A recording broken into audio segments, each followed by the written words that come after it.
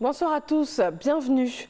Après Cocody et Marcory, le centre de dépistage de Yopougon BAE vient d'ouvrir ce jeudi. Des membres du gouvernement, avec à leur tête le ministre de la Santé et de l'Hygiène publique, ont procédé à son ouverture. Ce centre totalise une capacité de 100 prélèvements quotidiens. Celui de Trècheville a aussi ouvert ses portes à la suite de Yopougon. Des jeunes Ivoiriens se lancent dans la fabrication de cache-nez contre le Covid-19. Une unité située dans la commune d'Abobo a été montée par ces jeunes qui fabriquent leurs cache-nez de façon régulière. Ils ont reçu la visite du ministre de la Promotion des PME qui les a encouragés. La chaîne de solidarité, elle, continue de s'étendre. Elle est active aussi du côté de l'Institut Pasteur.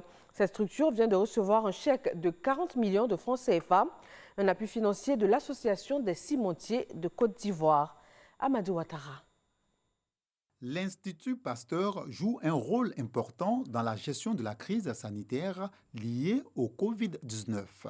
L'Institut Pasteur diagnostique les cas suspects, fait le suivi des patients malades et le dépistage des sujets contacts. Ce laboratoire n'a pas un temps de répit depuis la détection du premier cas de nouveau coronavirus en Côte d'Ivoire. C'est pour soutenir ces efforts et encourager l'Institut Pasteur en cette période que l'Association des cimentiers procède à la remise d'un chèque de 40 millions de francs CFA. Nous pensons que l'Institut Pasteur est peut-être le fer de lance en première ligne dans cette bataille qui est menée contre le Covid-19. Nous tenions à saluer tout le travail exceptionnel qui est réalisé par ces équipes.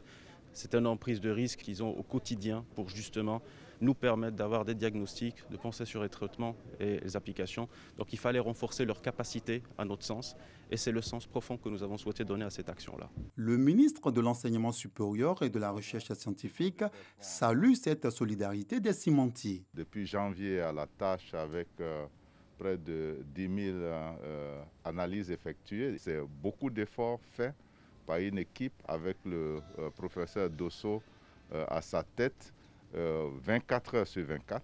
L'Institut Pasteur dans la tâche importante qui lui est confiée.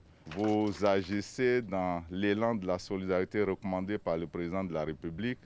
C'est important qu'ensemble nous fassions face au Covid-19. Le ministre Albert Mabritois-Keus a rappelé que le Covid-19 est une réalité. Les populations doivent absolument respecter les mesures barrières édictées par le gouvernement afin d'éviter la propagation de cette maladie.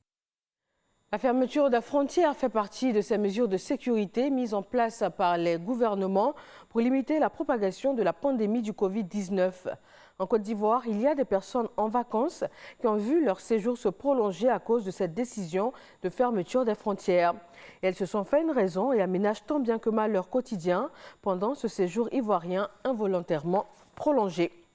L'Afrique du Sud reçoit des médecins cubains pour appuyer le système sanitaire en place. Ils sont 217 en ce moment en quarantaine à Pretoria avant leur déploiement dans le pays. Mais la présence de ces médecins fait débat en Afrique du Sud. Premièrement, le coût de l'opération qui pourrait se chiffrer à 22 millions d'euros. En plus, pour le principal syndicat de médecins, le gouvernement aurait dû appliquer une préférence nationale vis-à-vis des praticiens hospitaliers sud-africains. La France, elle, est officiellement en récession. L'Institut national de statistique vient de publier les chiffres pour le premier trimestre 2020. Le produit intérieur brut français a chuté de 5,8% et la consommation des ménages s'est effondrée de 17,9%. La pandémie du coronavirus frappe également durement l'emploi et la croissance dans toute l'Europe.